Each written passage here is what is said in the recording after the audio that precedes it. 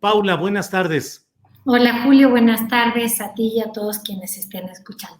Paula, yo en algunas ocasiones he coqueteado con la onda vegetariana, he dejado de comer durante un año y medio carne, luego he regresado y soy un pecador en cuanto al consumo de todas las cosas carnívoras o cárnicas, pero leo tu reportaje y me actualiza de algunas cosas que yo percibía pero no tenía tan organizadas. ¿Qué es lo que planteas en este reportaje y qué es lo que viste y lo que reportas en Carne Drogada, Paula Mónaco? Julio, mira, Carne Drogada es parte de un especial, de un espacio que hemos creado hace un poco más de un año, que es una red latinoamericana de periodismo en torno de temas alimenticios, sistemas alimenticios y territorios. Entonces, normalmente elegimos un tema y lo abordamos desde 5 países, 5 periodistas trabajando ese mismo tema, diversos ángulos, y en el especial de carne de vaca, en especial de carne de vaca, me tocó a mí hacer algo sobre México.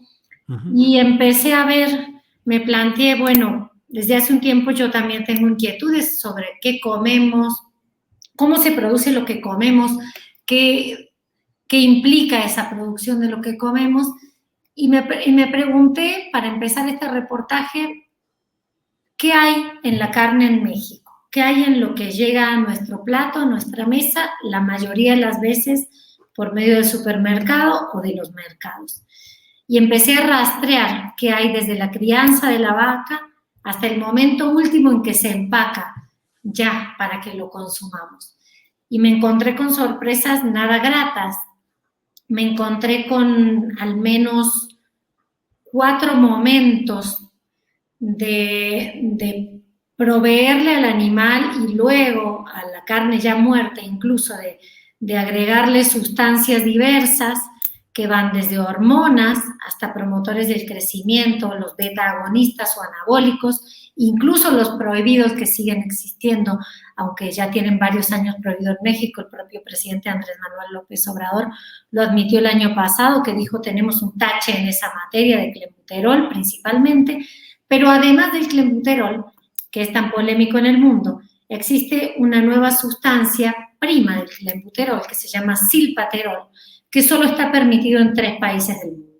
Y México es uno de esos países donde está permitido darle esta sustancia a las vacas para promover el crecimiento, para ganar un crecimiento, ganar músculo de forma acelerada.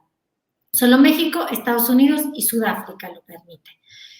Y se trata de una droga sobre la que no tenemos tanta claridad, pero sí tenemos muchas dudas sobre los efectos negativos tanto en el propio animal como en quien consuma la carne de ese animal una vez faenado. Pero además de eso tenemos otra situación en México que tal vez sea la sorpresa mayor, me parece, que es el uso de ablandadores, la inyección de sustancias salinas que no sabemos bien qué contienen, que la ley en México lo permite, pero no lo regula, no es tan específica en cuanto a qué tipo de productos, en qué cantidad, y por supuesto no lo vigila. E incluso después, una vez al momento del empaque, en algunos lugares se rocía gas, monóxido de carbono sobre la carne, que hace que tenga un aspecto rojo, brillante, aunque ya esté en estado de descomposición. Todo esto lo hice, Julio, hablando con diversas fuentes en varios lugares del país, desde productores, ganaderos, hasta personas que son carniceros de larga trayectoria, y cursé como oyente un trimestre en la Facultad de Veterinaria de la UNAM, donde se analizan los procesos justamente que se realizan en torno de la carne en México. En definitiva, creo que tenemos algunas leyes ya como conquistas, pero tenemos en esto, como en muchos otros casos, áreas donde no se aplican los controles necesarios, áreas que siguen siendo áreas muy grises y peligrosas para el consumidor y sin duda crueles para los animales. Y yo me quedé al finalizar el reportaje con más dudas sobre qué contiene, si la carne es carne o qué hay dentro de la carne, que llega a la mayoría de las mesas en México. Somos un país donde se consume un promedio de 69 kilos de carne, no solo de vaca, de carnes por persona por año. Entonces creo que es urgente revisar, no solo por una cuestión sanitaria, también por lo que implica la industria de la producción de la carne a gran escala como un contaminante, como un espacio de deforestación, de emisiones. Fíjate, Julio, que la producción industrial en torno de la vaca para carne y para lácteos en el año 2020 marcó un récord en toda la historia en el mundo, y lejos de reducir las emisiones de la industria ganadera, van en aumento. Entonces, es una de las cosas que tal vez debemos revisar por múltiples razones. Paula, y todo esto de lo que estamos hablando, bueno, el clenbuterol siempre digo que de alguna manera se conoce, pero este dato que nos das de un nuevo aditamento de esta droga, ¿qué efectos tiene en la salud pública? ¿Qué es lo que está causando, según lo que se pueda saber hasta ahora, Paula? El clenbuterol, que es el anabólico, digamos, más polémico y sobre el que han existido más estudios, que está prohibido en prácticamente todo el mundo, es una sustancia que provoca un crecimiento muy acelerado del músculo del animal, pero al mismo tiempo también acelera su ritmo cardíaco. Es tan fuerte que se utiliza 1 gramo por tonelada de alimento que se le da al animal. Si se utilizara más, el animal entra en paro cardíaco. Y de esto, además de que hay mucho estudio científico, basta con asomarse a YouTube y se pueden encontrar muchos videos del efecto que provocan los animales la droga en el momento preciso del consumo. Por hacer una comparación, es como si le estuvieran dando cocaína a un animal, lo que genera.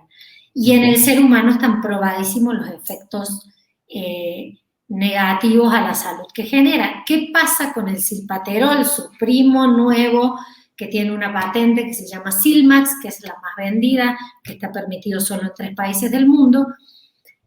Pasa que el efecto todavía no está tan estudiado. Y fíjate, Julio, que revisé 9 o 10 artículos científicos al respecto y encontré solo una voz crítica que alerta sobre efectos parecidos a los que genera el otro anabólico, el clenbuterol, pero la ausencia de estudios científicos al respecto no implica que no existan efectos negativos, sino implica que estamos ante un negocio en el cual, como en muchas otras ocasiones, se compra a veces también a la ciencia, no para que diga mentiras, sino para que no investigue ese tema. Y en el único estudio sí realizado al respecto, encuentra efectos similares. Efectos sobre todo a nivel de cardiopatías, que puede provocar este tipo de sustancias en los animales, pero también en los seres humanos. Y ojalá alguien se atreviera a investigarlo más. Creo que más que certezas tenemos muchas dudas, y en ese sentido hace falta avances de la ciencia sobre esos grandes negocios que impiden el estudio a fondo de lo que significa. Pero creo que un dato no menor es que en la mayoría de los países del mundo está prohibido y está permitido en México, Estados Unidos, Sudáfrica, y en vías de permitirse en Brasil, un país que es el ejemplo de lo que es la ganadería intensiva, que ha deforestado gran parte del Amazonas y hoy en día ha generado que Brasil tenga más vacas que habitantes. Y eso es, sin duda, un llamado de atención, una alerta por lo que provoca la industria en sí y lo que provoca a largo plazo, ¿no? La deforestación para seguir poniendo vacas que desertifican y que generan emisiones, porque esa es otra parte que no pensamos mucho. Una vaca, y sobre todo criada en lo que se conoce como feedlots o estos engordes veloces, primero consume únicamente alimentos que vienen de monocultivos, que son estos grandes campos de transgénicos que devastan la diversidad, que desertifican suelos y que siempre son negocios con organismos genéticamente modificados y con semillas patentadas. Pero además, la vaca emite metano. La vaca eructa hasta un montón de veces, pero emite metano en sus cada vez que eructa, porque tiene un sistema complejo de digestión, pero además produce óxido nitroso a través de su materia fecal y de todo su funcionamiento. Y la vaca es un contaminante muy grande, y la vaca no tiene la responsabilidad de estos, es el sistema de producción industrial. Y ese sistema de producción industrial es en general el que usa hormonas, anabólicos, y después inyecta con soluciones salinas que aumentan hasta un 30% a veces el volumen de la carne que estamos comprando. Y tan naturalizado y silenciado está que ya tenemos como por cierto que una carne, la más roja es la mejor, que la carne blanda es la buena y la carne sin grasa es más saludable. No se puede ver así observando simplemente, pero una carne roja puede ser sinónimo de uso de anabólicos. Una carne suave puede haber sido ablandada mecánicamente o inyectada. Y una carne sin grasa también es de un animal que fue criado muy rápidamente y sin poder ni siquiera desarrollar el músculo de una forma natural. Entonces hay que tener mucho cuidado y a la vez hay que volver a pensar esto que damos por normal en nuestra vida cotidiana y que no son casuales, son creaciones de grandes industrias y de grandes estrategias de lobby y de cabildeo y de cambiar el gusto, incluso. Claro. Es muy diferente la carne de vaca que comemos hoy a la que comíamos hace 30 años. Sí. Y si pensamos un pollo criado en un patio, en una comunidad rural, no es lo mismo que un pollo que compramos en un supermercado. Entonces, bueno, replantearnos y mirar con lupa qué hay dentro de esos alimentos o que se nos presentan como alimentos y que tienen mucho sufrimiento animal, mucha injusticia alrededor y que lejos de generar riqueza generan pobreza a gran parte de la población y riqueza a unos pocos. Claro. Paula, te agradezco mucho la posibilidad de asomarnos a este trabajo que has realizado, pero te pediría nada más que nos dijeras si en el ámbito gubernamental, el legislativo, en el Poder Ejecutivo, es decir, si en algún ámbito de gobierno de México hay la percepción clara de lo que significan esos problemas y si alguien está intentando hacer algo al respecto.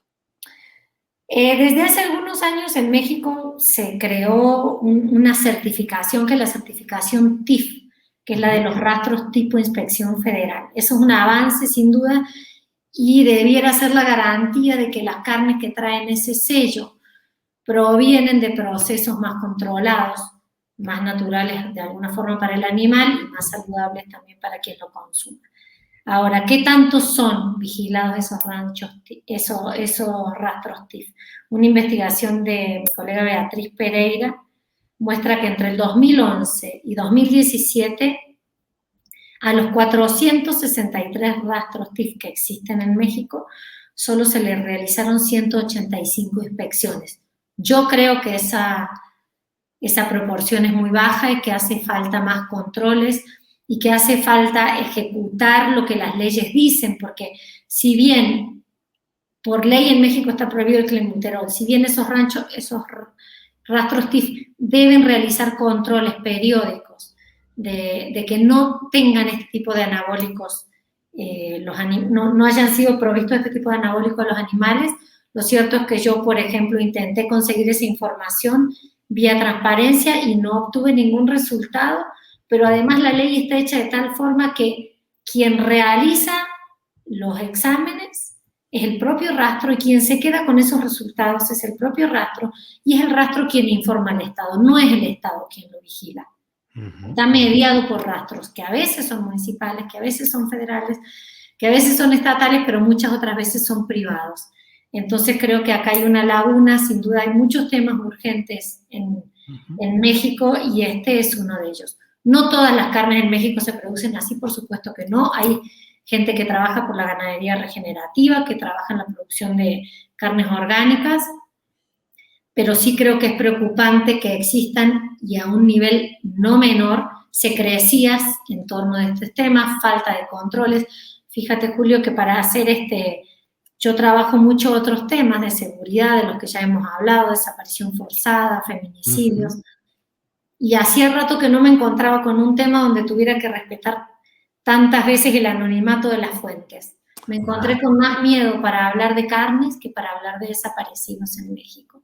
Muchas veces reportar temas de seguridad es más sencillo que hablar de esto otro, que es una gran industria que mueve grandes intereses y que habla también de nuestra sociedad, de nuestro tiempo. La industria de la carne hoy en México es próspera, pero sigue siendo muy opaca en muchos ámbitos, y al Estado, creo yo, le falta mucho por hacer.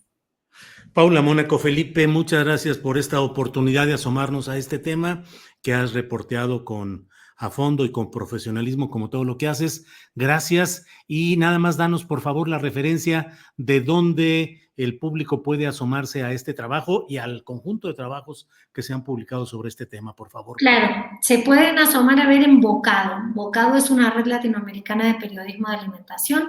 La página es bocado.lat. Ahí en el tema carnes van a encontrar también cómo sigue esto, la deforestación en Brasil, las opciones de ganadería regenerativa, lo que pasa en México, los grandes rastros, sobre todo en Estados Unidos, donde trabajan migrantes haciendo ese trabajo. En fin, y Bocado tiene ese sitio, pero lo más maravilloso de Bocado es que vamos tejiendo una red, y en México los medios que republican a Bocado son la red Pie de Página, Zona Docs y PopLab, y Caja Negra. 4 medios en los cuales pueden encontrar todos los contenidos de Bocado, son gratuitos, abiertos al público para leer y compartir. Paula Mónaco Felipe, muchas gracias por esta oportunidad y seguiremos más adelante hablando de este y otros temas. Muchas gracias, Paula. Gracias, Julio, y a todo tu equipo, y gracias a quienes se toman un rato para escucharnos. Muy bien, muchas gracias a Paula Mónaco Felipe.